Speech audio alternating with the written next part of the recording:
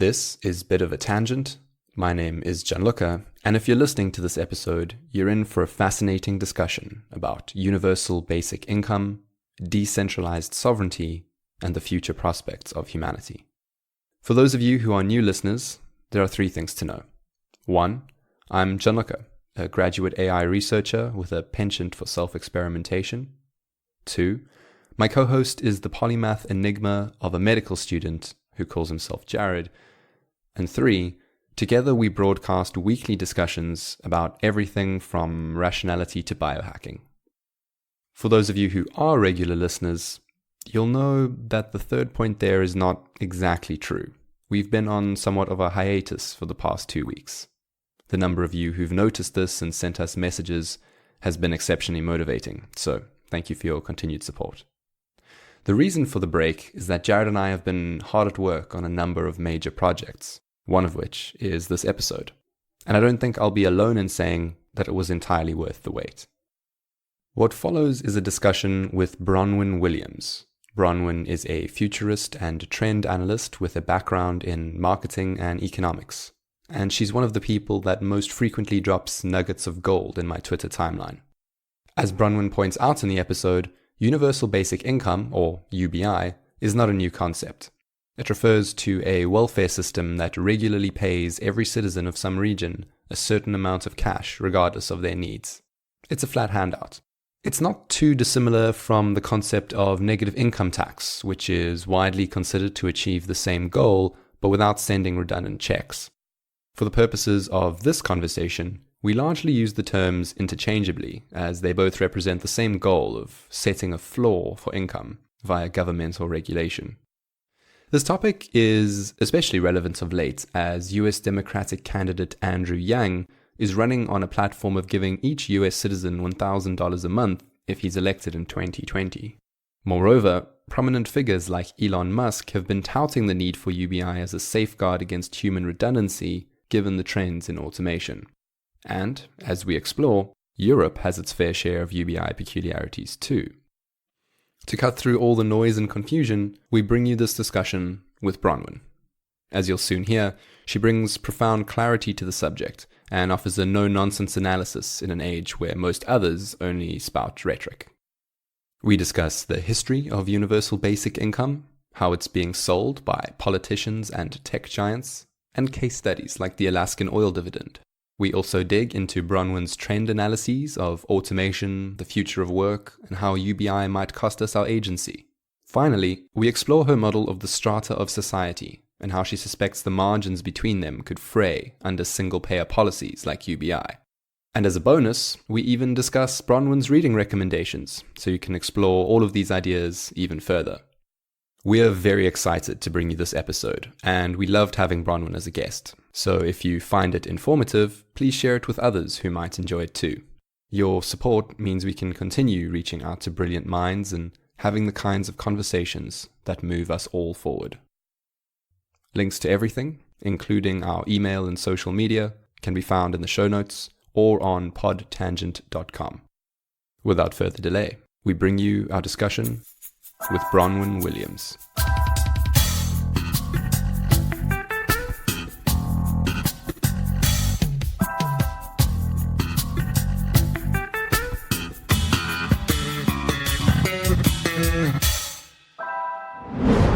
So we're fortunate to be joined in today's discussion by Bronwyn Williams. Bronwyn is a futurist, economist, trend analyst, and strategist. She's also a partner at both fluxtrends.com and apollo42.com. But first of all, thanks for being on the show.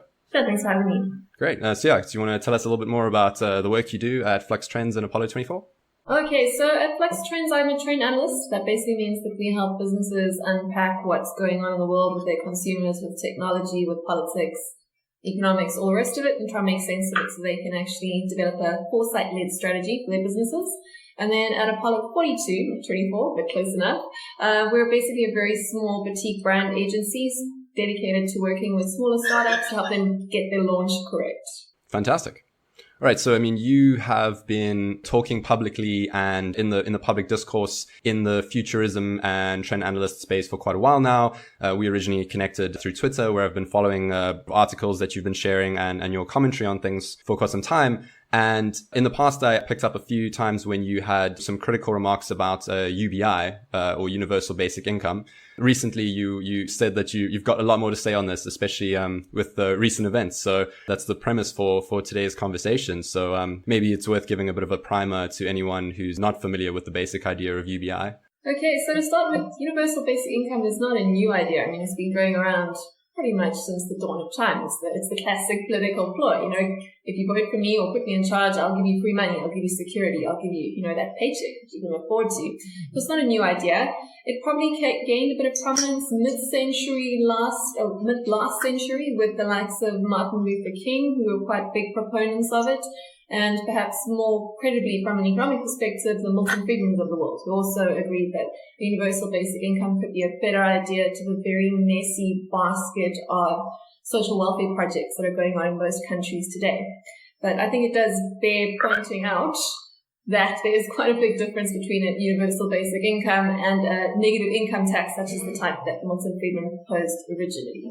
So that's really the context of where it came from, historically speaking. But what it really is, it's a free check from your government every month just for, existing. Congratulations, you're alive. Here's some money because you deserve it. You're great.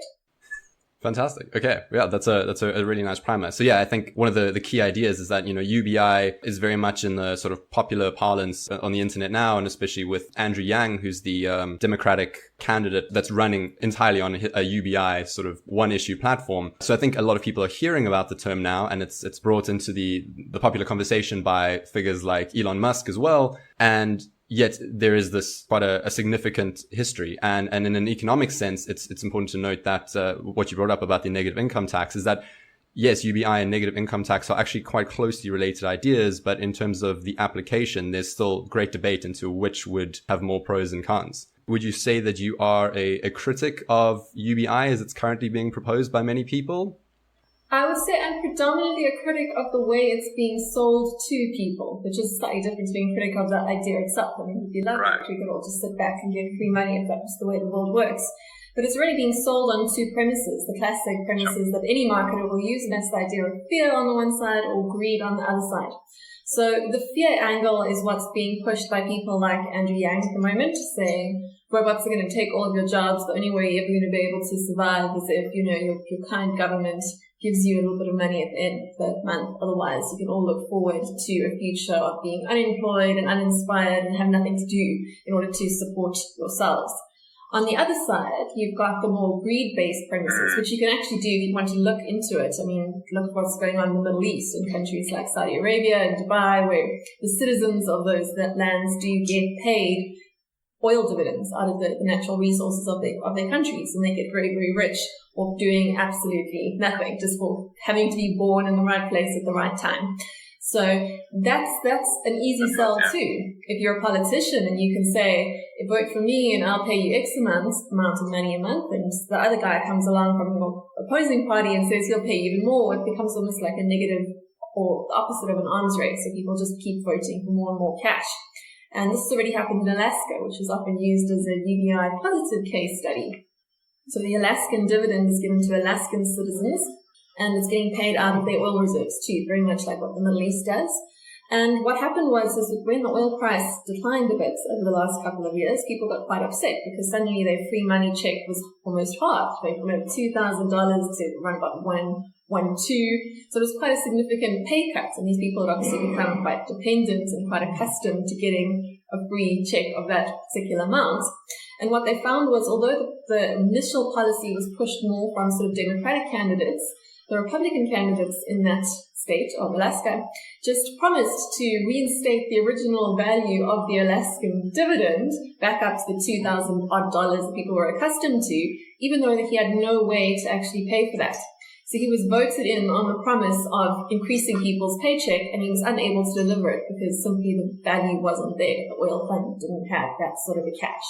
That just sort of shows how you can paint yourself into a corner quite quickly when you are playing this game of vote for the guy who's going to give me the most money. It poses a really interesting question because, throughout history, politicians have always been able to make promises and a lot of those promises are entirely unfeasible and aren't delivered upon. But now it seems like it's almost just summarized in this single value. And what you could imagine seeing in a UBI world is a bunch of politicians standing up on stage at some kind of debate in essentially a bidding war for the highest, monthly UBI for the citizens of a country.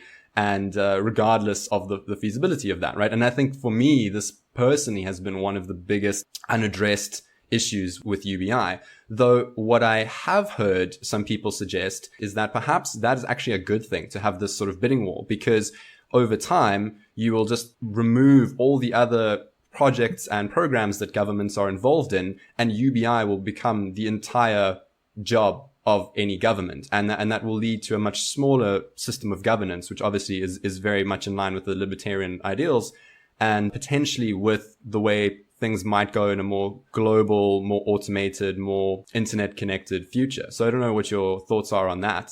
Well, I don't think that's going to happen, what you just said there, in terms of, government's entire function will be just handing out cash. That'll make a smaller government. I think if that is the case, that would actually lead to a much bigger government very quickly, because obviously the incentive for the voter is to vote for the biggest paycheck, and that has to be extracted from somewhere. So you need quite a big extraction division from your government to your taxmen in order to collect that sort of cash in order to redistribute it. And also, if you look at the pioneering projects that have trialed UBIs in closed little systems, which are not necessarily good examples of what can happen in the real world, what you find is that people don't want this to replace their lovely welfare net. They want it to be added onto it.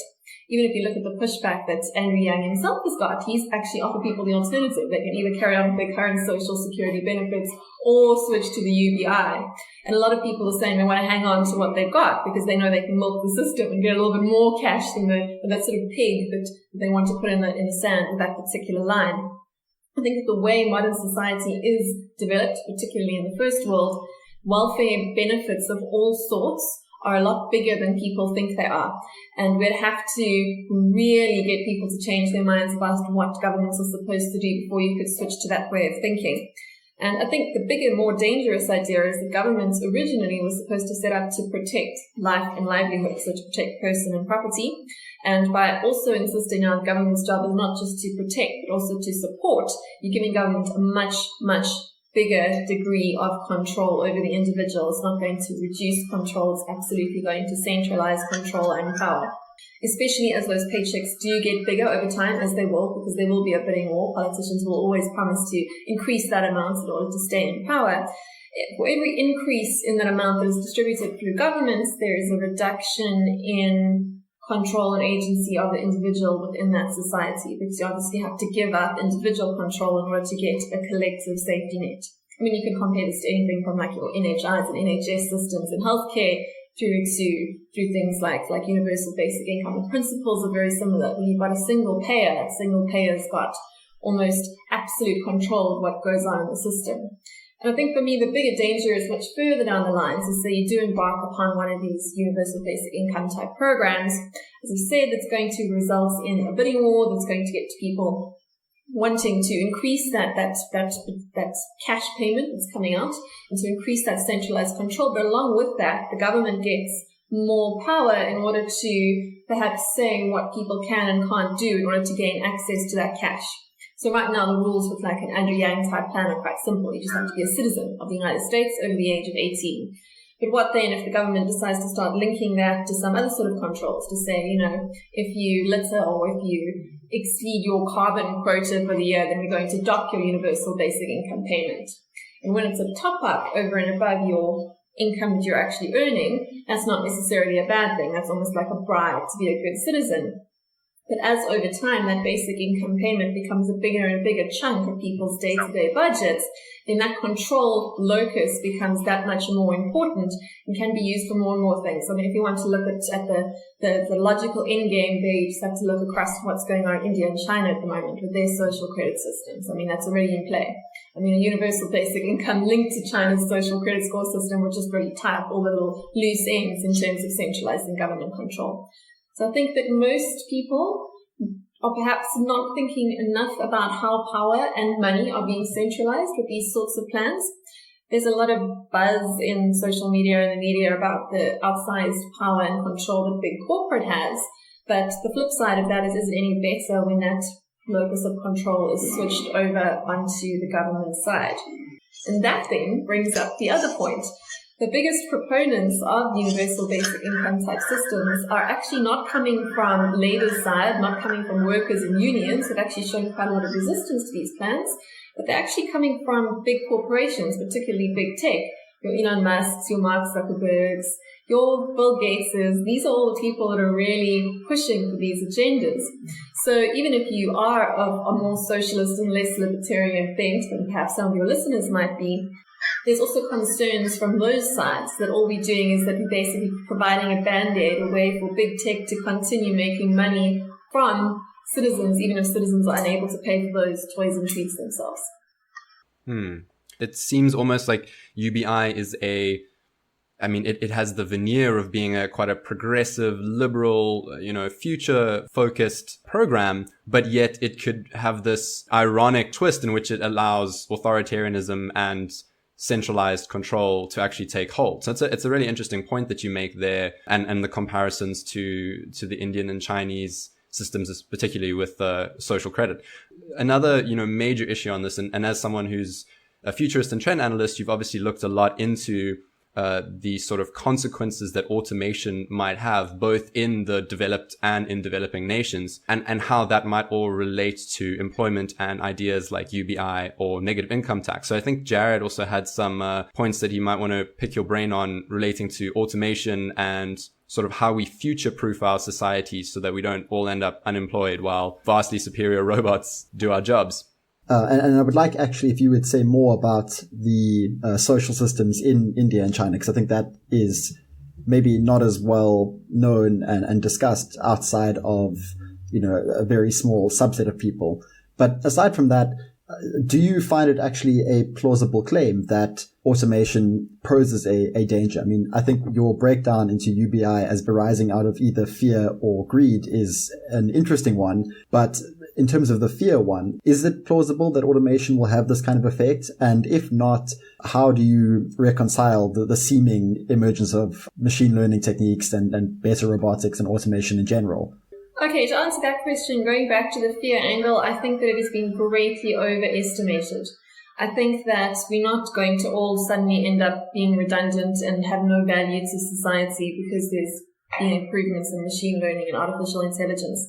It's a very easy fear to play into if you are a politician, if you are a labor union, if you are anyone that wants to get money out of a worker that is scared about a world that is in change. It's quite an easy sell on the fear side, but the numbers just don't add up to it.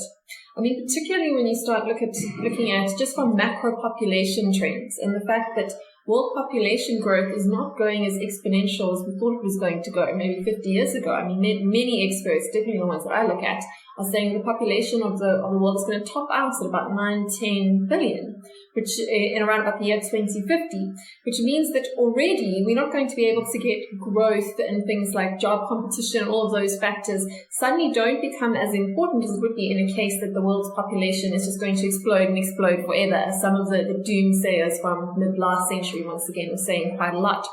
So we also have to look, if we want to see the future, good places to look are places like Germany and Japan, because they are a bit more advanced in terms of technology, in terms of population demographic trends, and the fact that their population growth is slowing down. What we find is that we're not having mass unemployment in those countries. Quite the opposite. We are having, in fact, an inability to find skilled workers. And indeed, that's where a lot of the automation has come out of, parts of Asia and parts of Europe, where people are having to replace human workers with machines, not doing it in order to exploit the worker or increase productivity levels, but really because they're running out of alternatives. And that's the one side. So the figures are just not saying that automation is going to wipe out jobs. In fact, in the most advanced economies, automation is actually increasing the net number of jobs. And that's likely to play out that way throughout your and our lives. That might not be the case in sort of 2-3 generations, 100, 200 years down the line. But for the foreseeable future, work is not exactly disappearing. That said, always on the other hand, the nature of work is changing, and the sort of roles and skills that we require in order to function in the modern improving society are going to shift.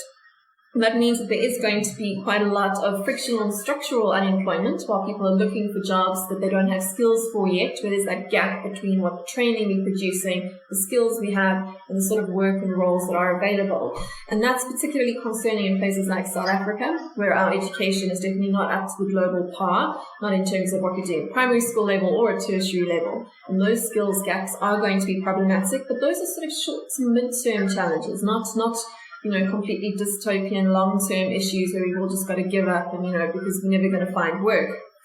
The other way to answer that question is to actually look, if we zoom out a little bit as to, humanity over all time. Jobs are quite a new concept. Jobs are not equivalent to work. And work could be described as just a way for a human being to justify their value in society. So that could be even whether you're looking after your own children, or whether you are a beautician, or whether you are an accountant or a lawyer, or whatever it is. That's just the function that you're performing in society. But if you try and decouple jobs, the idea of a salaried worker, from work, I don't think we're going to run out of work anytime soon. Because even if theoretically the jobs and the functions and the industries that we currently have, even if they can all be automated, which they probably won't because there are limitations to lots of these technologies that we're looking at right now, you're still going to be left with the fact that all of us are humans and we have warm bodies, and there are like almost 7 billion of us on the planet. And we are prepared to exchange value with others for services. And those services might be changing. Services might not be being a lawyer or being an accountant that you're going to pay for. But it could be as simple as going back to Japan right now, where you're finding that people are paying money for people to just come into their homes and hug them, because loneliness is becoming the new need that we require some other human to help us to fulfill. We've got people looking for rent a husbands or rent a wife to come and just sit with you and have a conversation with you at home. And those are just small examples of ways that we could still be trading value with each other, even in a world where machines are doing a lot more of the current things that we understand a job to be.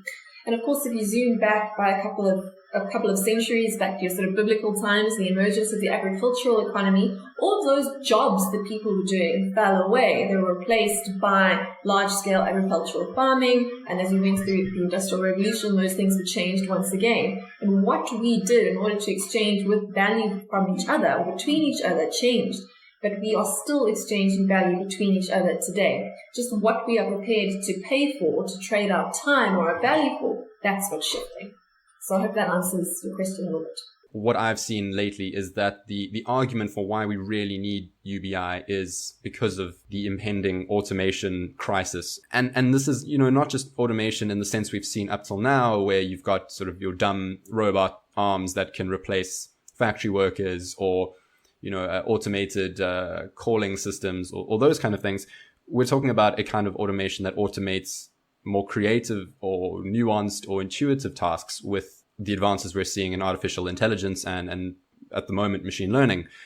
And so, that is the sort of the core of why many people are proposing that UBI is necessary, why it might not have made sense in the past and doesn't make sense right now, but it will make sense going forward. And I think you're presenting a view that's maybe different to others out there. So, a lot of people out there are very concerned that AI will make humans redundant. So like Elon Musk, for one. And I think a large number of his projects, such as things like Neuralink, seem to signal that he thinks it's a big enough concern that maybe merging and becoming a hybrid with our sort of silicon-based intelligence systems is the only way we might survive and not become entirely redundant and replaced. But you're presenting a sort of different view whereby technology plays much more of a role as a tool and allows us to shift the things that we do and the things that we place value on as we go into the future, to really separate what it is to be human from what it is to just do computation or to think or to perform work. So maybe if you paint a bit more of a picture of how you view a future society in 20 to 100 years from now, like what would that look like? And how do you think that then shifts the argument away from UBI? Okay, so from my perspective, we can't really predict the future, but we can look at different sort of scenarios. And I don't think that we are going to all become redundant. I don't think we can. In fact, if we all did become redundant, what would we do with each other? We'd form a different way of trading to get our relative values within society back on track. And I think just to backtrack a little bit on that, as much as you said that, as we've spoken about how UBI is being sold as a band-aid, as a cure, as a preventative for the ultimate replacement of humans or the job apocalypse coming about because of robots and all the rest of it. I think that that is what it's being sold as, but I think that's the marketing message. I don't believe that that's really what it's being sold as. I think that's the sort of lie to children that we put over the top of it. But the bigger issue that this is being sold for, or that people are buying into the idea for, is because there's a lot of anger across the world about inequality right now. What this really is, it's a reaction against some people being very, very successful compared to everyone else. It's a reaction against the super rich and against the ruling class and the capitalist class, and even against the capitalist system. But that's the deeper sort of need that the universal basic income message is trying to fulfill. And I think that we do need to talk about that because it gets closer to the heart of what's really going on here. And that also brings us closer to the point as to why this is probably not the correct solution for us. Because assuming that even we do manage to eradicate inequality by taxing the rich so hard, like your Pikettys of the world want to do, and your Andrew Yangs and your Democratic Party in the US, to such a point that everyone's incomes are equalized to a point where everyone can cash in on the prosperity that is being currently developed by the very few, we're not going to solve the essential problem, because money is just a proxy for our relative worth in society. It's not our actual value in society. So say we solve the income inequality challenge through your universal basic income type program, we still have basic needs as the irrational animals that we are as human beings in order to find our place in the hierarchy. I mean, we know this with apes and cats and any sort of animal. We all kind of behave the same way. These go back to our deepest sort of core needs in society. And I think it's more dangerous if we start replacing that idea of income equality with other sorts of inequality. And that brings up those questions of your things like what Elon Musk is proposing to do with the Neuralinks and all the rest of it. I don't think that what he's proposing is going to so much prevent us or help us to not be taken over by robots or to be replaced by them, as much as it will lead to more inequality in the longer term evolution of what it is to be a human. So that's inequality in terms of relative poverty and wealth rather than perhaps absolute poverty and wealth, because we are generally much better off today than our ancestors were and are likely to continue increasing into prosperity into the future on a global scale for quite some time to come. But I think that's quite a powerful message, and it's really the big reason why this idea has become so popular again.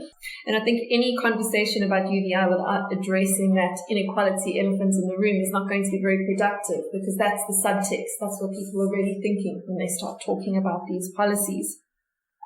But at the same time, if we are going to look at UBI as a way to solve inequality, it's probably not going to do that. I think we mentioned a little bit earlier that some of the biggest proponents of UBI are your really big tech billionaires, your Elon Musks, your Mark Zuckerbergs, your Bill Gateses. And there's a reason for that. I mean, if you want to follow the money, follow the money. And where's all that universal basic income going to end up, assuming the fearmongers are correct? I would argue that universal basic income is probably more likely to make that prediction, that dystopia, come to pass than it is to actually solve it. Because as we extract more money from your middle-class taxpayers in order to fund the universal basic incomes and those sort of projects, because the middle class is going to be the hardest hit in terms of actually funding these sort of projects, as they always are. The middle class pays most of the tax across the world, even though they're not the biggest earners. A lot of that money is going to end up in the hands of, once again, your big tech companies, your Amazons, your Googles, your all the rest of it. That's And the more money we extract from the working class in order to fund these programs, the more it's going to end up in your very, very big monopolies, because that's the way it works. They're going to be the only ones that can afford to pay those sort of tax bills and that are coming up on the corporate side. And we're going to definitely see a lot more very big, massive corporate monopolies benefiting from these sort of programs. If you were to not have universal basic income, those big tech companies would probably fail a lot faster because they wouldn't be being propped up by artificially injected money into a system. Because that's the way the world works. If people can't afford your product, they stop buying it. But if you keep giving them money in order to keep cycling that cash through the big government system, we can keep those sort of dinosaurs, those blood-sucking vampire-type companies growing for a lot longer. So I would put that perspective out there as probably a slightly contrarian view as to why the working class should be wary of such projects, and particularly the way they're being sold. That's very interesting. It's not an idea that I've come across before in this debate. So yeah, that's a really interesting angle to approach it from, almost looking at ulterior motives that are potentially afoot. So yeah, interesting idea. I mean, let me pose the question to you this way. So you've been quite critical of UBI or negative income taxes and have got some really good arguments for that. If the politicians and executives of the world came to you now and asked you what course of action to take, as potentially some of them have in your line of work, what is it that you would recommend? What do you think addresses the problems that our technological society is facing now and will face in the future best? Like, what would your suggestion be for ways we could better fix our problems than UBI or NIT? Okay, so to start with, I would say that despite everything I've just said, a basic income or a negative income tax is a much more efficient way to deal with welfare costs than the current messy social welfare nets that we have across the world. All those different programs, all those different grants and services that we're giving out. In that regard, I absolutely do agree with Milton Friedman. And he came, I think, had a very similar perspective to what I had. I mean, government social welfare programs are a necessary evil. They're something we become accustomed to, and they're very difficult to take away any choice once people become accustomed to them. But if we can replace that with a neat one-off payment, that would be a better way to do it. Unfortunately, logically, people are going to want to hang on to those other payments. It is very unlikely you're going to get a clean switch from a messy social welfare basket of services to a single payer type service like a negative income tax. But still, I think that the bigger issue is that we need to get people to understand that a government is not necessarily going to solve any of their problems, and that by incorporating larger and larger welfare payments and larger cycling of cash through government systems, we're actually messing with the very complex systems that are the economies and societies of the world in ways that we don't fully understand. I'll be the first to say, despite having spent many years studying economics, that economics is far from a perfect science. We simply don't know enough about what we're doing when we start putting strange, perhaps benign, perhaps perverse incentives into a stable type of system. We're not really sure what's going to happen there and what unintended consequences and perverse incentives will come out of these sort of systems. Like we were just discussing, a universal basic income is probably likely to actually increase inequality rather than decrease inequality, although it seems very equitable to give everyone the same amount of money funded by taxes from the rich. It's not necessarily going to achieve that. I would suggest that the best thing we need to be doing at this point of time is to actually start weaning ourselves off government. I think we have passed the point of marginal returns or marginal improvements to the size of government that we are getting. I think our governments across the world have become far too bloated and far too powerful and far too expensive. They're just simply unaffordable at the moment. I mean, when you're getting to the point that more people are employed by the state than are employed by the private sector, you've probably jumped the government shark. We're probably not getting the maximum efficiency out of our work, out of our labor, out of our tax money that we're paying into these systems. So I would say the best thing that most governments could do is actually to do a whole lot less. But of course, that's a very unpopular opinion. And as we've mentioned before, with universal basic income payments or any sort of government handout, the politicians that promise more are more likely to get voted into power, and this creates a terrible vicious circle where you end up continually promising more and delivering slightly less marginal returns to all that taxation that we're collecting and filtering through those systems. So I would suggest that particularly in Western markets, like the United States used to have the smallest government. I mean, that's what it was based on, the land of the free and the home of the brave. And now it's got one of the biggest, most bloated, most powerful governments in the world. It just shows that once you can always add something to what government does, but it's very difficult to take it away. And I think that as citizens, we should start asking ourselves the hard questions as to whether we are prepared to take a little bit of pain in the present in order to stop discounting the future. And I think this idea of discounting the future is something that politicians trade on. I mean, that's their bread and butter, and it makes sense from their perspective. A politician works on a 4 or 5 year cycle. They've got to get into power, and then you get elected again. So you make short-term promises, and you've got very little incentive to do long-term good. And we can see this through everything from like what's going on with the climate change debates at the moment. We discount the future. We push our problems to the future. We don't want to cut back on our plastic consumption or our carbon consumption now. This is uncomfortable. It will involve a reduction in our living standards. So we say, don't worry, we'll worry about that next year. We'll worry, the next generation can clean up that mess. And it's the same thing with any sort of financial policy that basically borrows from future generations in order to make our lives a little bit more comfortable today. And we've become very spoiled, and we see this through generational conflicts too. I mean, you just go onto social media today and you'll find many millions of millennials all over the world blaming their baby boomer parents for the mess the world is in today. But if you sort of rewind 50 years, those same baby boomer parents were the hippies of the 1960s and 70s who were blaming their parents for the mess the world was in. And until we start to take responsibility for our own generations in our own time, until we start to realize that, increasing our welfare payments today is going to result in an increase in taxation and real costs for our children or our grandchildren, depending on how far we can kick that can down the road before we have a Venezuela moment, because, that's coming to anyone. None of our societies or economies are going to last forever.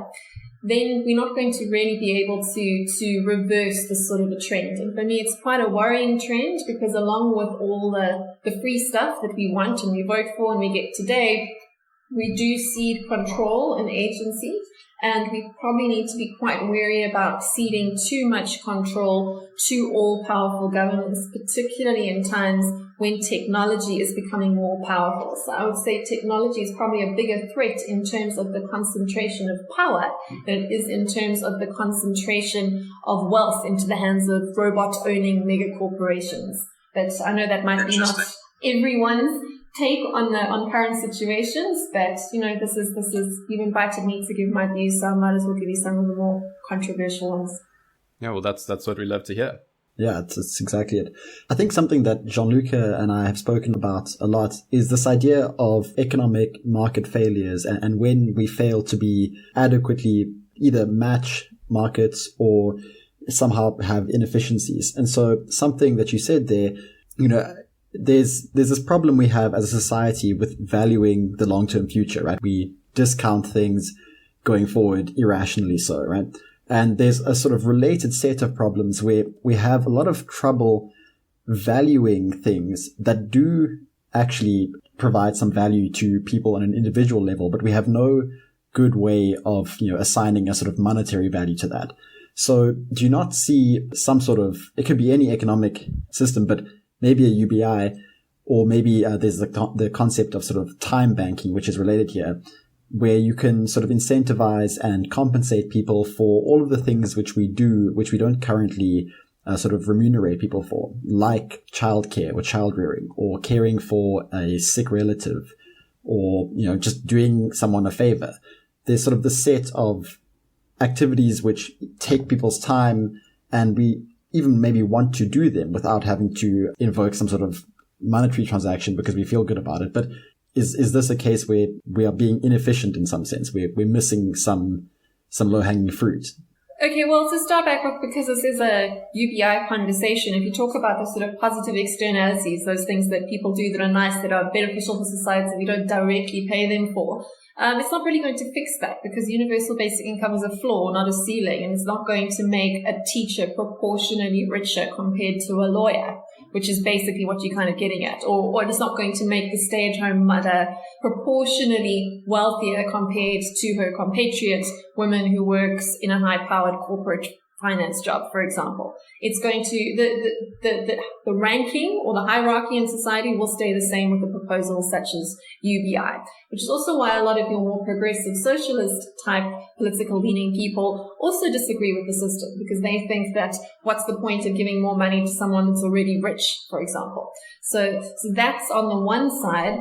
On the other side, when you start talking about things that are good for society that we don't value, I think that in a lot of ways we do value them in different ways that to what is easy to measure and to metricize, if you want to put it that way. So we're talking about being like a stay-at-home mother. In a traditional nuclear family, that stay-at-home mother in a community or property arrangement owns half of her husband's wealth. So in effect, she is earning that money. Just because she doesn't have her own paycheck doesn't mean that she's not sharing in the value of that particular home. And I understand that's also a slightly controversial thing to say, but since I am a married woman and a mother, I think I have a bit of a right to comment on those sort of situations. And I think there's also a choice there. There's a very big difference to having to stay home and look after your children because you live in a repressive society that says women are not allowed to work or earn income. And it's quite a different thing when a woman is choosing to stay home because her husband can afford to keep her there and keep money in her credit card. So I do think we need to sort of draw those sort of distinctions when we have these sort of conversations, because the gender conversation is quite a big one at the moment. But at the same time, there's lots of nice things or lots of, socially good professions that are paid less well than what we had considered to be socially bad professions. But that is more of an indictment on us as consumers and citizens than it is on the so-called capitalist system. Is it a lawyer's fault that you're prepared to pay him more money than you're prepared to pay your child's primary school teacher?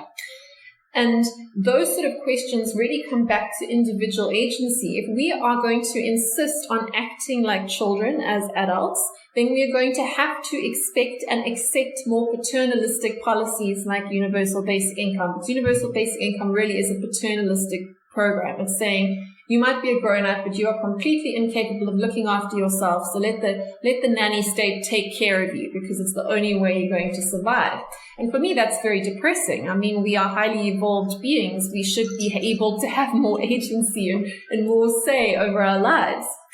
Another point on that regard is that a lot of those socially good professions that are traditionally underpaid compared to your more capitalist professions, I would say a lot of the answer is right there in that exact distinction.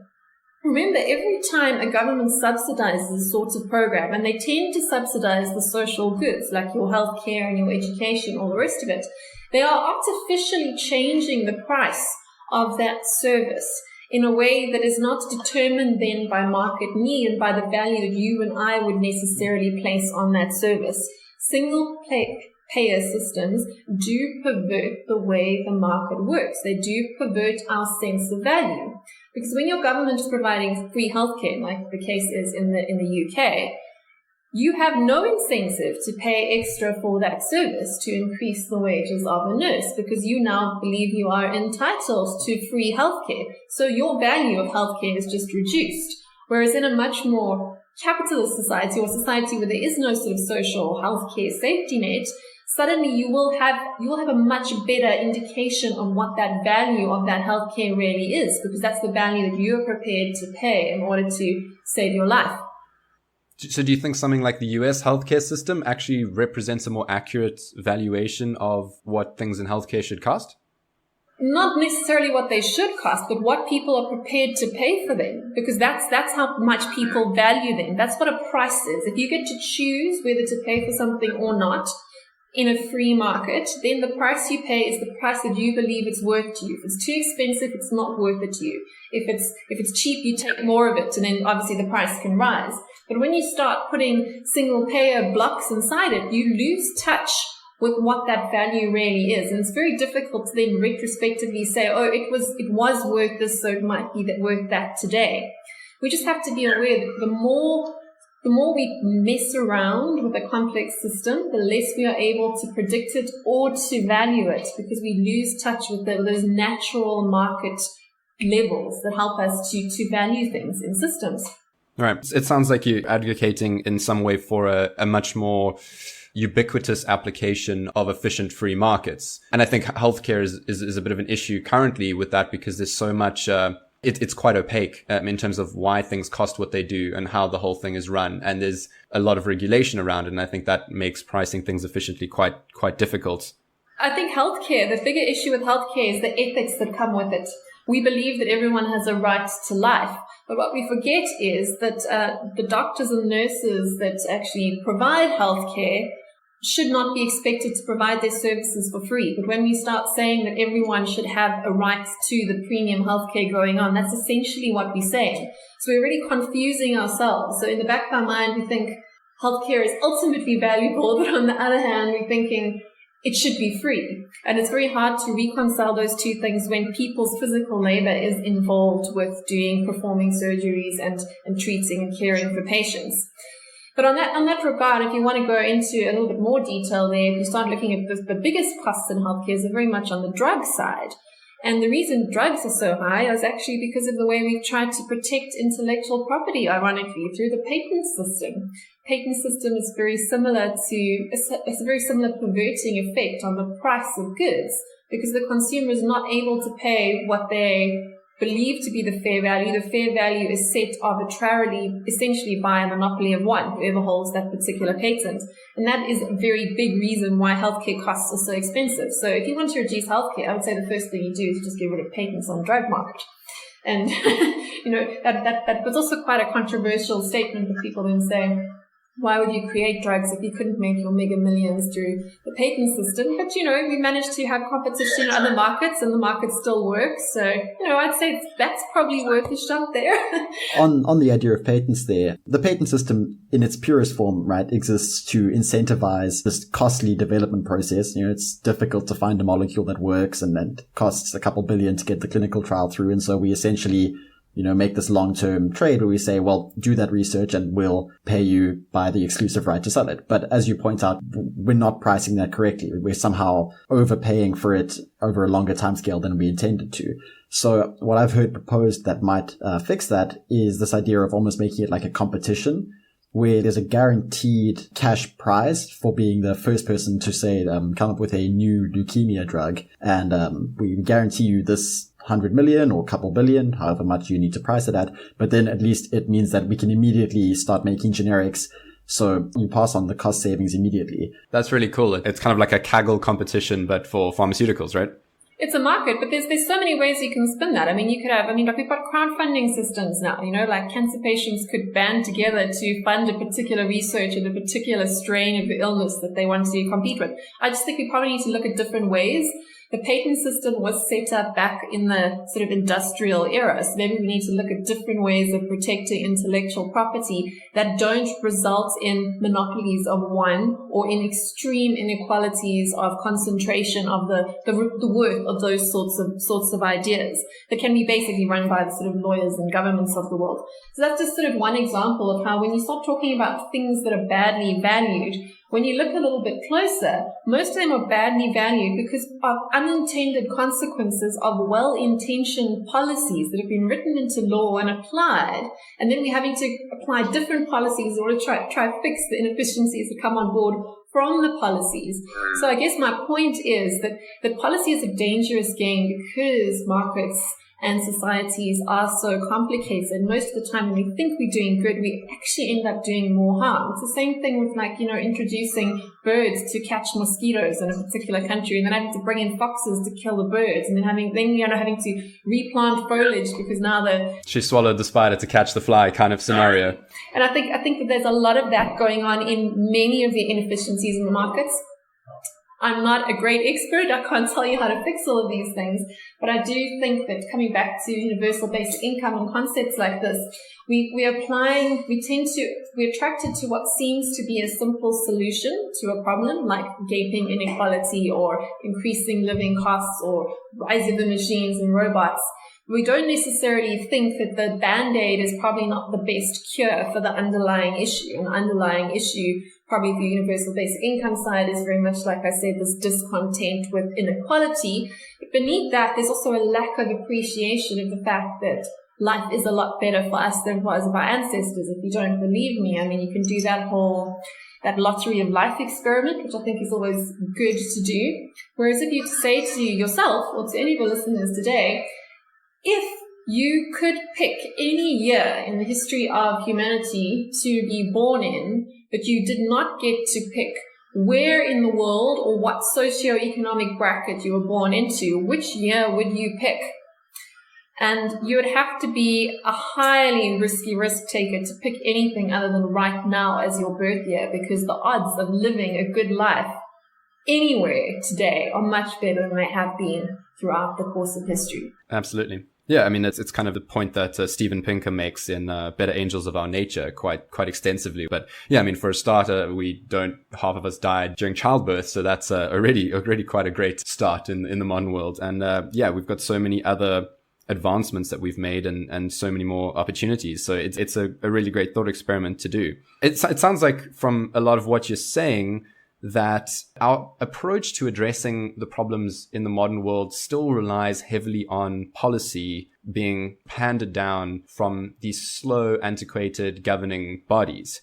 Whereas what we seem to need is something with a tighter feedback loop, right? So like an efficient market has a very tight feedback loop. There's almost no slack in the system because it will immediately be eaten up by people looking to profit off the system by going long or short on whatever the thing of value is. And it seems like technology offers a lot of ways in which we might tighten the feedback loops and allow us to really sort of experiment with new ways of organizing ourselves as a global collective of individuals with high agency. So I don't know what sort of technologies you think might lend into that, or if I'm totally on the wrong train of thought here. Yeah, well, just on the whole technology side, absolutely. We can tighten feedback loops. We don't have these very long lags in the system. We can make better, smarter decisions and not such sort of reactionary decisions. For like universal basic income for me is very reactionary. It's saying, help us, we don't know what we're doing, but it's not actually solving any of the underlying structural issues. Yes, if we can tighten feedback loops, that's a great thing.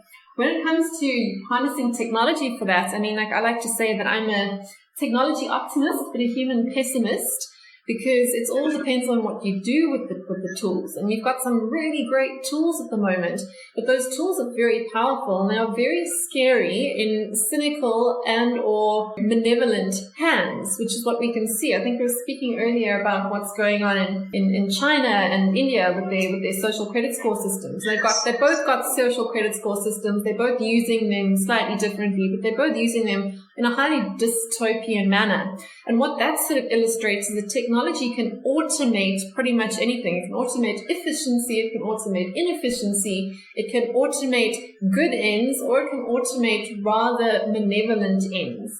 So like what India is doing at the moment is they're trying to crack down on their minority religious and ethnic groups. They started building a system which they call the Aadhaar system, which is basically like it's almost like a social security number, equivalent to what the US has, but it's required in order to receive any grants from the government or to pay any taxes in. So, it could be used for a universal basic income type system very easily.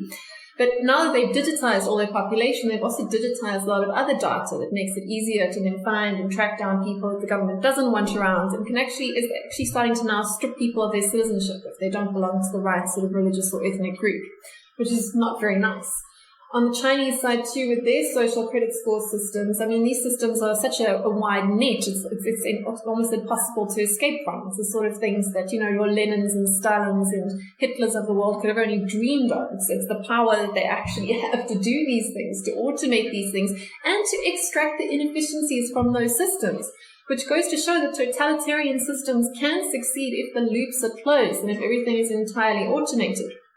Like in the Chinese system, you can't leave the country. You don't have an identity if you aren't part of those systems. It's still in the beta testing phase, but the nets are tightening every day. And already, if your score is not good enough, and the score is made up of all the data points you put out through your digital life and your physical life, because they use facial recognition and gait recognition and voice recognition databases to close in those data gaps.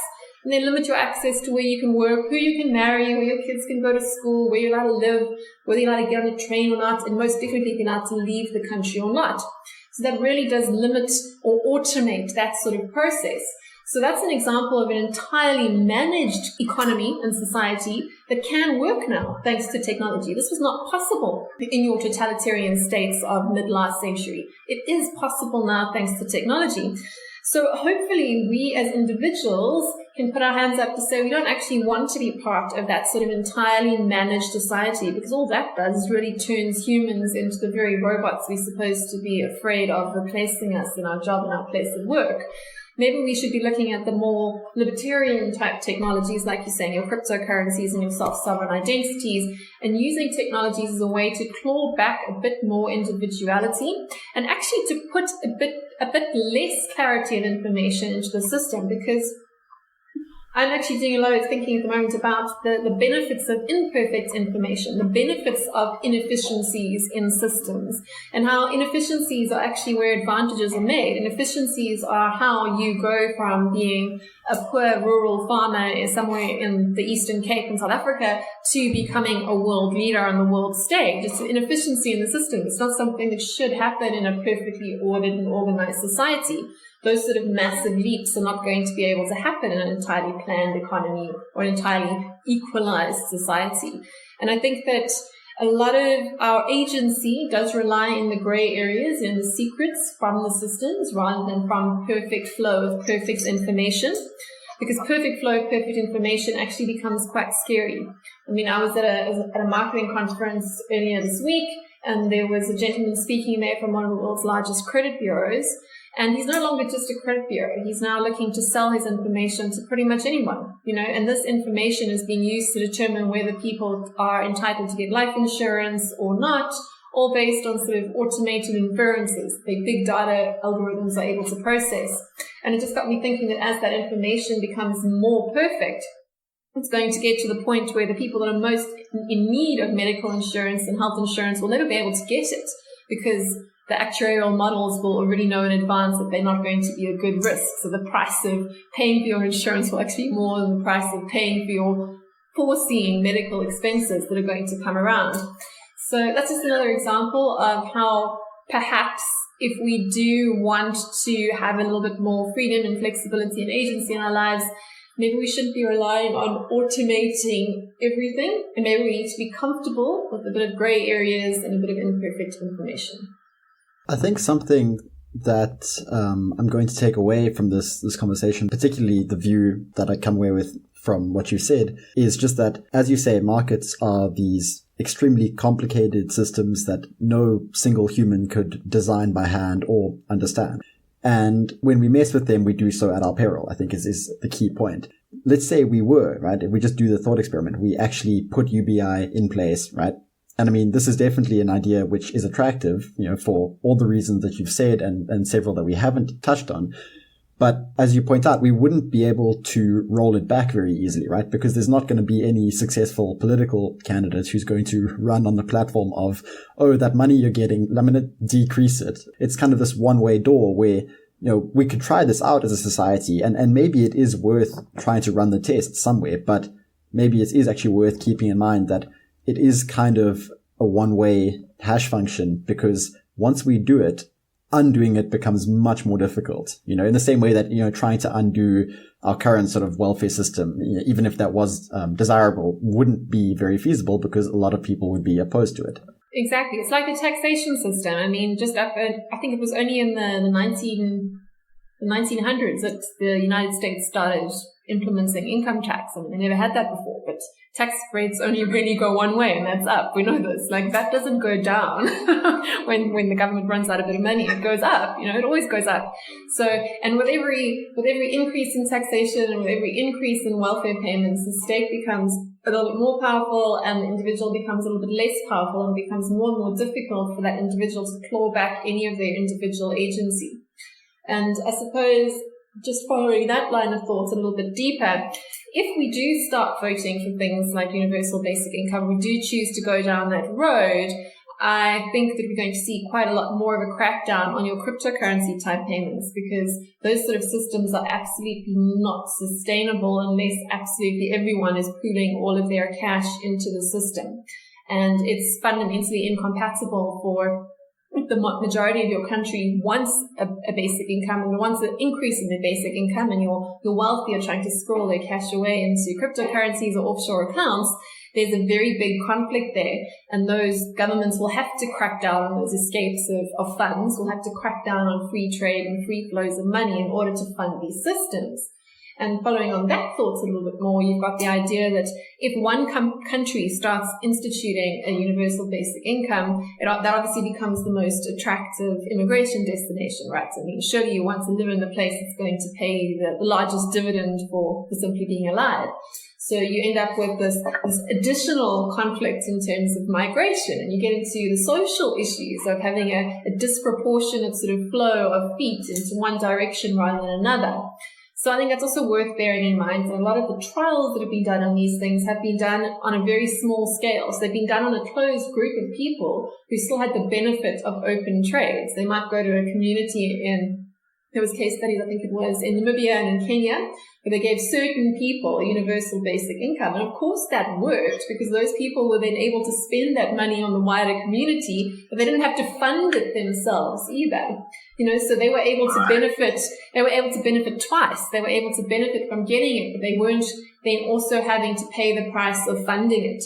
And I think we tend to forget about those things too. So if the whole world was on a universal basic income, it'd be quite a depressing amount of money each of us would get out of it. So it's also quite an interesting way to look at it in terms of closed and open systems. I mean, just on that point, I think it was Yuval Noah Harari who made the point that, when we say the word universal basic income, no one is really questioning the basic or the income part so much as the universal part. Does universal mean everyone in the country?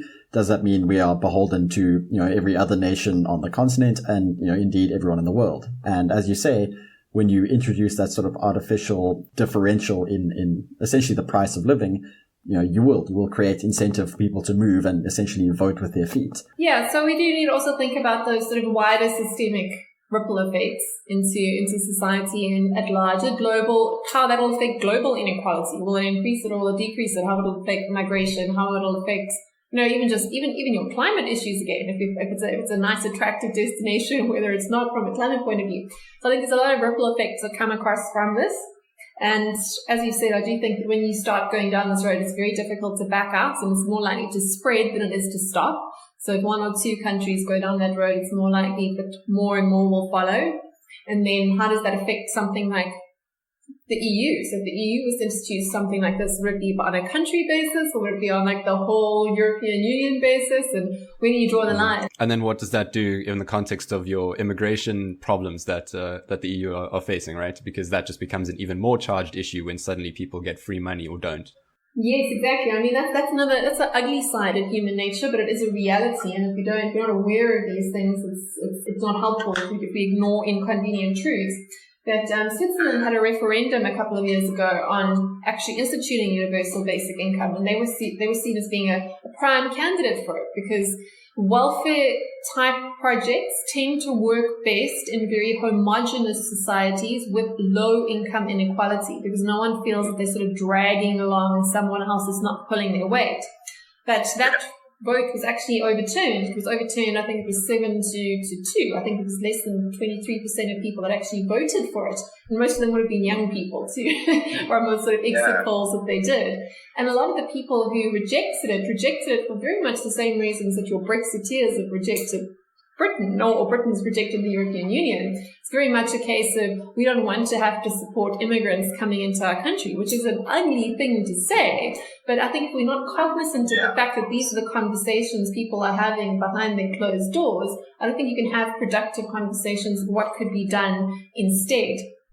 And that brings up the conversation of, instead of, sending aid to people who are doing badly in your society, or sending aid to, or bringing immigrants into your country, or bringing them into your sort of fold, surely we should be doing more to sort of prop up the economies that people are escaping from. Isn't that really the goal? The goal is not to really get as many Africans as possible into Europe. It's rather to say, why are Africans leaving Africa?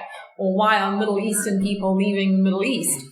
So it's sort of like we're solving the wrong problems. We're not necessarily solving the bigger problems. We're just continually slapping these band-aids on because they seem quick and easy and efficient to do. Yeah, dodging the potholes in some sense. And yes, I think also if you looked at like that European Union example, you then have to face all the gritty practical problems as well. I mean, like getting X number of euros every month gives you a lot different buying power in a more like sort of Eastern Bloc country member of the EU than it does in, say, Austria. Even in the US, right? I mean, like living standards in the Midwest are hardly the same as in San Francisco. So, I mean, how do you even differentiate that? And what happens to Alaska if America goes ahead with theirs? They're already getting their oil dividend. Does this go over and above, or do they have to sort of like pool their oil dividend into the rest of the country? Yeah. They've already got this unfair natural resource, and now they're getting equal payout to everyone else as well. And the people sitting in San Francisco can only afford to pay for their monthly coffee. Yeah, exactly. That's the problem with equality. Just dishing it out is very not equal. There's no way to make the process of equalizing society an equal process. So it's also a very interesting conversation to have. Yeah, and with all of these things that are happening at a government or administrative policy level, that same issue of the feedback loops comes into play. I mean, it seems like for the most part, government policy is much more based on wild speculation, public opinion and emotion than it is on the things that make technology really good, like a hypothesis testing scientific approach. And it seems that like maybe with technology and with people being born into the technological way of thinking, especially, in the modern world with the internet, there might be a significant shift towards evidence-based experimental approaches to public programs, as opposed to just 4 or 5 year election cycle, top down, let's just implement it and then patch it later approach. So I think, it's another way in which technology as a philosophical approach can actually help address many of the issues we're facing. Yeah, we can only hope so, right? But I mean, the incentives, we've got to remember, the incentive of a politician is very different to the incentive of the voter. The voter is obviously voting for their own issues or their own problems that they have, but the incentive for a politician is to get elected. And that means the incentive is to make the biggest, grandest promises, to make the most noise. And the incentive is not to fulfill them. In fact, if you look at sort of political psychology, the incentive is not to fulfill them. The incentive is to make sure your successor inherits the biggest mess possible, because that gives you the best chance of being re-elected in the next cycle. I mean, it's very perverse. Our entire democracy, sort of the way we've set up, the way we elect our politicians, so we pay them, is definitely not in the best interests of the voter. It's definitely panders to big promises and very low delivery. And unfortunately, this is why we're seeing democracy in crisis around the West. It's not because democracy is not a good idea. It's rather that any particular democratic institution seems to have a finite lifespan, and then you have to sort of like burn it all to the ground and start again, because the system becomes too bloated, and because the crony capitalism, which always creeps in any sort of democracy, whether you're looking at America or South Africa or anywhere in the world, it's really all the same. Some of them are just better at lying than others. But it gets to a point where it gets too clogged in the system, and the only way to fix it is to tear it all down, which no one really wants to do. I mean, who wants to deal with that sort of mess? Yeah, there's a lot in play there. Jared, I don't know if you have any more sort of lines of conversation that you want to explore. If so, then take it away. I was actually going to just ask how we're all doing for time, and then see if we want to sort of wrap this up with a few sort of bonus questions.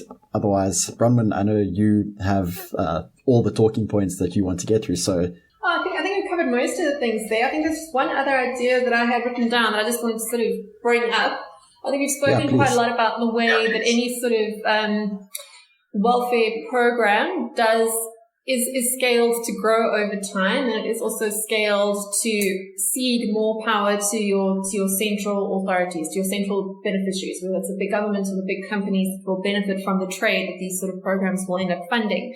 But there's also a concept that I've been thinking about quite a lot through our work, and this is this concept of what is inequality and how do societies work, and are we necessarily looking at that in the right way? I mean, previously your sort of fragile middle class, who these policies are designed to prop up, was very much defined by what people owned, like your white goods and your cars and your garage, etc., and what people earned, your paycheck.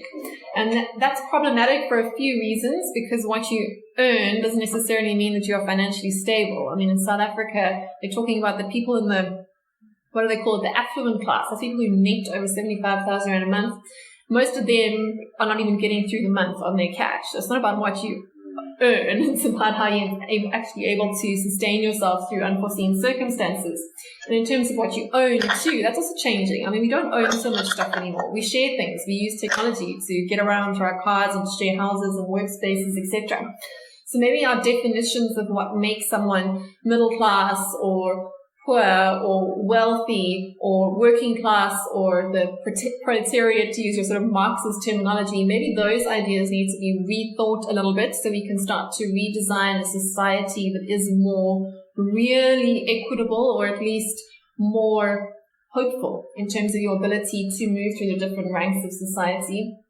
So the idea that I've been playing around with is that maybe we need to stop talking about people in terms of sort of like, you're privileged and your middle class and all the rest of it, and start talking about rather distinguishing our sort of strata of society between those who are independent, that is able to live off assets or wealth that they've accumulated without having to trade their time. Then you've got the sort of codependent class, which would be the working class, which would be anyone that has to actually get up in the morning and sell their time, their expertise, or trade a good or service in order to earn more money, because they simply don't have enough cash or assets in the bank to live off for the rest of their lives.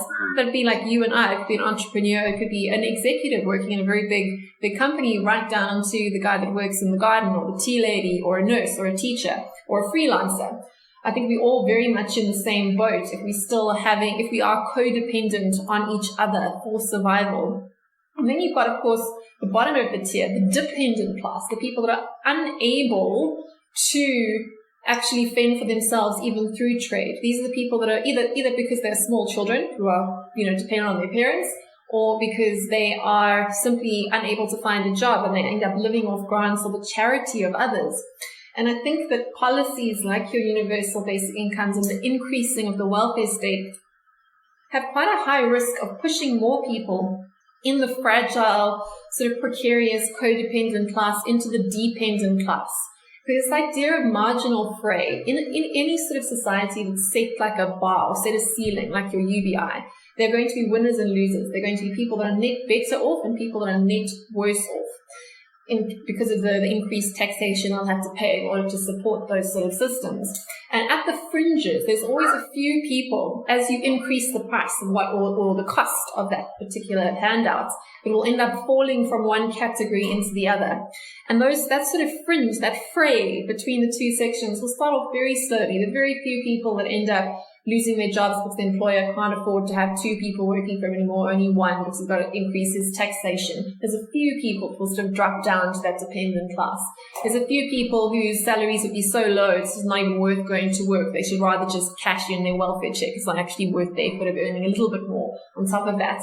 And those frays start off very small, but as you start increasing those payments, which you get to an exponential effect, because as more people drop off into the dependent recipient bracket, the pressure on those that are still in the paying bracket increases by that little bit more, and those little bit more people fall down. And those sort of systems accelerate to the point that you have a lot more people that are dependent on the state or on society at large for their very livelihood, not dependent for a nice extra bonus check, which is what is being sold at the moment, but dependent on that grant for their livelihood.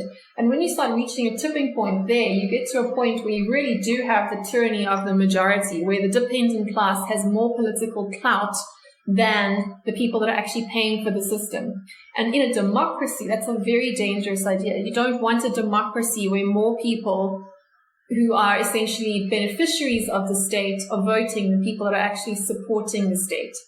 Because that can either end in a horrible sort of revolution type scenario, or it can end up with more and more of your funders of the system actually leaving your country and moving to somewhere else, which just puts more pressure on the system and sort of accelerates that fray between those who are contributing and those who are net recipients of the system.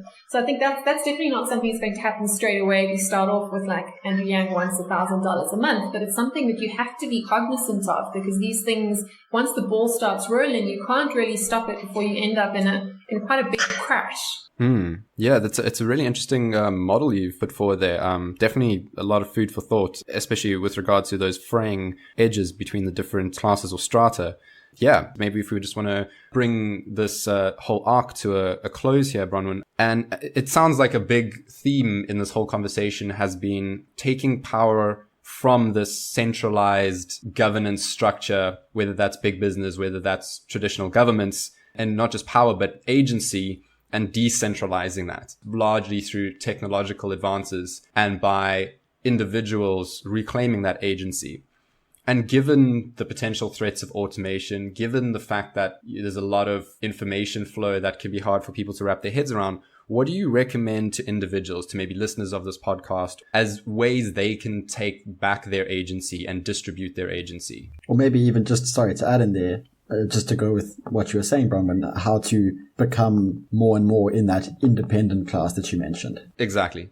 I think the first thing is for people to actually decide that they do want to be independent and they do want to have agency. And I think that as we move to a world where more and more of our traditional roles and tasks and jobs, not work, not value, are going to be automated away, I think that individual agency is going to become a much more important part of our sense of worth as individuals. Otherwise, it's very depressing to be, you've grown up on planet Earth and you end up just being a sort of dependent on a handout from a sort of a vague bureaucracy that's going to really feed you for the rest of your life. That's quite a depressing future to look forward to. And I think people need to think carefully about that and to think that they actually want to be independent. You actually want to have some sort of agency over the choices that are going to define your life. And the next step is to get educated as to what the implications of the nice things are. I think it's also a great wake-up call to start really realizing that there's no such thing as a free lunch, that everything comes with a cost. And that a lot of these policies might be very exciting and might be net beneficial, but at the same time, these policies do have a cost, and the price might not be immediately apparent, but it is definitely there. There's definitely going to be a paycheck and a trade-off for any sort of thing that looks really good and shiny on the surface. So I would really encourage people to educate themselves more and to make a commitment to deciding that they actually do know more about their own lives than perhaps some elected government official does about what's best for you going forward. Awesome. That's a really great message there. Thank you for that. So maybe, Bronwyn, I've been reading a little bit on your website, whatthefuturenow.com, and I see you have a section where you've got some of the books that you've been reading. So maybe just to wrap this up, you can give our listeners a couple of recommendations. What have you been reading recently that's been captivating your thoughts? Oh, wow. Where do I start? I do read quite a lot. I haven't updated the website for quite a long time, but I found Hannah Arendt's The Origins of Totalitarianism very fascinating. So I would definitely give that a read. It's quite a commitment. It took me a couple of weeks, which was extraordinarily long for me, but it's a fascinating account of the sort of mob mentalities that saw the rise of communism and fascism in the lead up to the Second World War, written by a Jewish woman who did live through it. So she did have a first-hand sort of insight as to what was going on there. And it was just really interesting to see how a lot of those sort of really bad things that happened to humanity last century were a result of people looking for quick fixes to quite deep systemic problems. So I think that's probably why I would recommend it to people who had listened to this particular podcast. And then, of course, I'm always interested in the whole behavioral economics sort of side of things. So if you want to read Daniel Kahneman's Thinking Fast and Slow, that will help you to get out of your sort of thought traps that a lot of us get into, those heuristics that short circuit our brains. That one I read quite a while ago. I think it's buried quite deep on the archives there. It is definitely worth reading, and I'll set it out there as a challenge because it's supposed to be one of the most bought but least read books in the world, and everyone says right up there with War and Peace. But I totally disagree. I think it's actually very readable. It's actually a lot easier to get through than The Origins of Totalitarianism. Those are two of the bigger books that I think have shaped a lot of this conversation. Yeah, I did see actually, you'd read, I think it's called Surveillance Capitalism, or the Age of Surveillance Capitalism. Shoshana's book, yes, that's also quite a big book. I don't know if I'd recommend it to everyone. My problem with her book is that she has focused almost entirely on corporate surveillance, and she has completely glossed over the much bigger net that's currently being built globally in terms of state surveillance.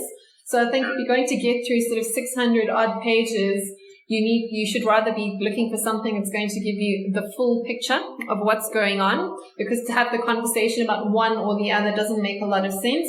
Her recommendations as an academic, not a technologist per se, but as a sort of philosopher academic, are that the best way to deal with big technology is to regulate it, to basically cede all that power to the state, which I disagree with quite strongly. That said, the book itself does give a very detailed overview of the logical implications or logical ends of allowing very big tech monopolies to monopolize data collection over people, just because of the sort of power that gives you over decision making, and also how it does really end up with ceding a lot of power to very few players in the technological landscape. So it does give you a good overview, but not necessarily one that I'd look at. I would suggest instead of that, for people that don't have time to wade through that much academia, Death of the Gods by Carl Miller. That's quite an easy read too, but it's absolutely fascinating. He just takes you on a ride through a lot of the different issues that are being driven by technology in society today. Some interesting things that you might not have thought of, including sort of new governance models going on in Eastern Europe, all the way through to, dark web trading on hits for people in the mob, for example. But it's very readable, and I would definitely recommend that as a fun read, particularly if you've got a plane ride to get to somewhere. Amazing. One last question for you, Bronwyn. So you are this person whose interests seem to span so many different areas, and having now had this conversation and seeing how you view the state and society, obviously you're a little bit, I think, off the beaten track for most people who think about the future or think about economics. So what I wanted to ask is, what idea, book, person, or whatever really sort of most influenced your current way of thinking, or even just how you ended up now in this role that you currently have? Oh, wow. That's quite a hard question. I know my thoughts are definitely not everyone's cup of tea, so I don't make any claims for you to agree with anything that I say, just as a disclaimer. But I would think that a couple of the interesting people that I do value would be Ben Hunt. You can find him on Twitter. He comes from an economist type perspective, so I would look at him. And then for someone that I disagree with quite a lot, but I absolutely enjoy for their take on the world, is David Pierce. He's Webmaster Dave on Twitter, and he is a philosopher, transhumanist. And I think that he's actually managed to change my mind about a few things, which not everyone is able to do. So I'll give him a look too, just for two very different, diverse perspectives on what's going on in the world. In terms of the whole side of futures, I really came out of futures from a trend perspective. So it's just kind of a rabbit hole. So I went from sort of marketing to marketing economic products, which got me into economics, into sort of trend analysis, which is understanding consumers and business trends. And from looking at what's going on today, which is a trend, it's quite a small jump to go into what's going to happen next. And luckily, no one can prove you wrong, because the whole point of futurism is actually to change the future rather than to predict it. So I'll leave you with that thought. Fantastic. Thank you so much. Yeah, I think it's no coincidence that the most interesting people in the world seem to have this pattern of having done very many things and having a very non-traditional path. Yeah, you're a prime example of that, and it's been a fascinating conversation. Just on a sort of more practical matter, where can people find you online? I know we've already mentioned your Twitter already, and your website came up, so I don't know what you recommend is the best place for people to get in touch, to follow updates from you, and any final closing thoughts from you, Bronwyn. Okay, great. So if you're looking at more for sort of the more basic trend stuff, have a look at fluxtrends.com. We're always publishing new interesting things about what's going on in the world. If you're looking for more of the futurism stuff, definitely have a look at my website, What the Future Now. I don't update it all the time, but I only put things on that are of interest to me. So if you find me interesting, you'll find more interesting stuff there. Otherwise, if you want to actually chat, Twitter's definitely the best place. I am at Bronwyn Williams, very basic. I was quite an early adopter to that platform back in the day. Fantastic. It's been an incredible conversation. Lots of food for thought there on the whole topic of UBI, on the future, on moving away from bloated paternalistic governance and into a more decentralized system that takes back agency. A lot of fantastic ideas. I'm sure Jared agrees on all of this. Yeah, no, it was great. And we really appreciate you taking the time to chat with us. Potentially we have to line up another one for the future for a part 2. But thanks, Bronwyn. It's been fantastic. Thank you so much. Thanks for listening to Bits of a Tangent. If you enjoyed this episode, please get in touch with us and share your thoughts. You can email us at podtangent@gmail.com or connect with us on Twitter or Instagram through the handle @podtangent. For more information about us, our backgrounds, and other projects we're involved in, visit our website at podtangent.com. There, you can also find full show notes, which have links to all the great content discussed in the episode. As mentioned in the introduction, we occasionally add bonus content related to the episode or just mention favorite books, organizations, and other esoteric internet stuff. If you like the show, please consider rating and reviewing it on iTunes or whatever app you get your podcasts from. This lets them know that we're worth listening to and helps new people discover the ideas we discuss. The best way to hear about future episodes is to subscribe to us in your podcast app and, if you're so inclined, to enable notifications. That way you'll know when we've released something new, which is generally about once a week. Lastly, if you know someone who you suspect might enjoy the kinds of things we talk about here, consider sharing an episode with them. It really is the only way a podcast can grow authentically. We both love having these discussions and relish the opportunity to share ideas with like-minded people around the world. So your support and listenership are sincerely appreciated. Until next time.